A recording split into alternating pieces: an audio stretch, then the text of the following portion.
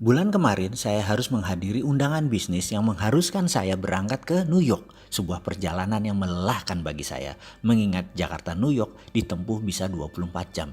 Dan saya malas membayangkan duduk dalam pesawat selama 24 jam tersebut. Gara-gara perjalanan tersebut saya jadi keinget pertemuan terakhir dengan senior saya di kampus dulu yang bekerja di New York University sebelum pindah ke Yale University di tahun 2003, yaitu Profesor John Barr. Di mana saya waktu itu diundang sebagai salah satu responden salah satu riset yang dia lakukan. Sebagai seorang guru besar psikologi, di sana John dikenal dengan sebuah eksperimen yang bernama Barr-Holloway Theory. Karyanya demikian terkenal dan saya sangat bangga menjadi juniornya yang dipercaya untuk ikut di salah satu riset tersebut. Karyanya itu juga ditulis oleh Malcolm Gladwell dalam buku Blink sehingga menjadi terkenal ke seluruh dunia. Risetnya ini sederhana, yaitu menguji kekuatan kata-kata yang berefek pada tubuh manusia. Dalam riset Barr, dia bereksperimen terhadap 40 mahasiswa yang telah bersedia melakukan hal yang diperintahkannya untuk mengulang dan berkata-kata pada diri sendiri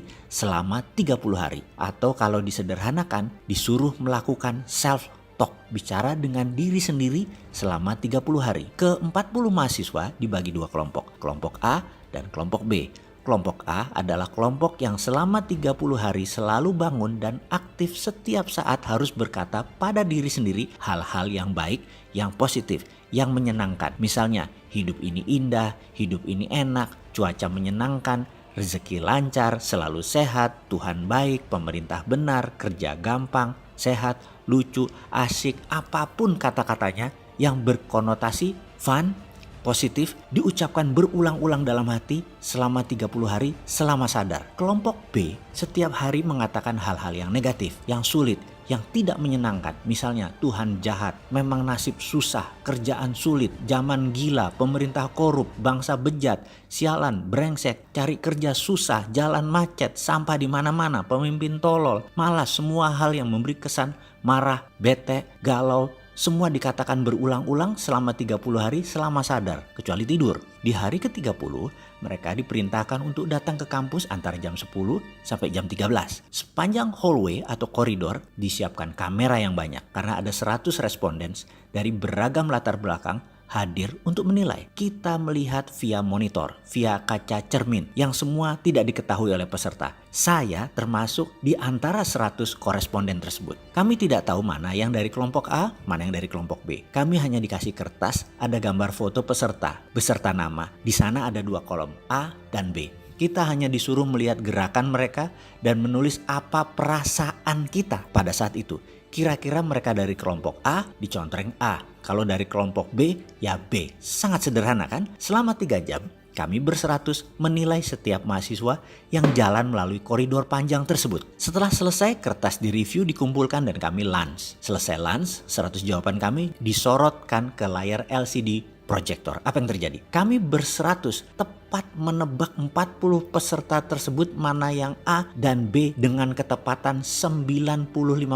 Kami semua kaget. Namun kalau dipikir-pikir, ekspresi atau aura atau citra diri mereka demikian jelas terbaca, cetol. Kekumuhan pancaran wajah peserta demikian jelas tergambar. Padahal ia pada saat itu menggunakan 3-piece suit yang rapih, jas 3 lapis, sangat perlente. Kesuraman terpancar walaupun dia pakaian rapih. Dan dia dari kelompok B. Di sisi lain, pancaran gloomy atau berkilau wajahnya berbinar dari salah seorang peserta walau dia hanya mengenakan jeans dan kaos oblong.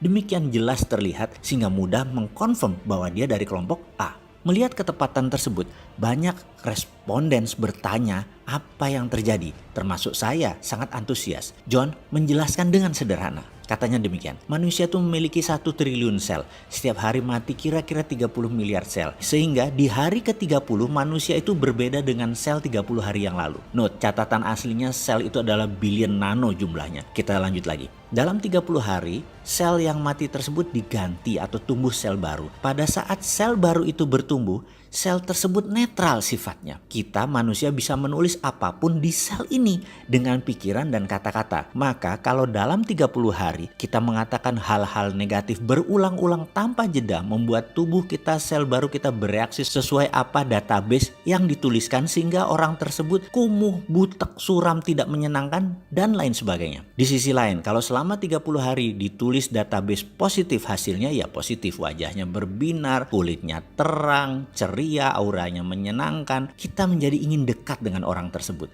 Demikian John menceritakan versi simpelnya. Lalu dalam hati saya berkata, inilah pelajaran yang saya dapat di Australia dulu, yang saya rangkum dalam video Sadar Kaya Advance. Dan inilah inti ajaran agama yang mengajarkan ini dalam agama saya, agama Islam. Berzikir, mengingat Tuhan, bahkan di bulan Ramadan. Kalau benar-benar 30 hari melakukan subconscious reprogramming seperti ini, semua orang bisa menjadi fitri, menjadi manusia baru setelahnya. Dan setiap agama punya pelajaran tentang hal ini. Bahkan di Islam lebih jelas lagi. Namun saya selaku pribadi nggak ngerti sainsnya sampai John Barth mengurai dari sisi ilmu pengetahuan seperti ini. Ya, dasar manusia seperti saya yang memang keminter, sok pinter. Apa-apa harus logika masuk dulu baru percaya. Padahal mbok percaya aja sama ajaran para nabi dan kekasih Allah. Selesai semua masalah negatif di dunia ini.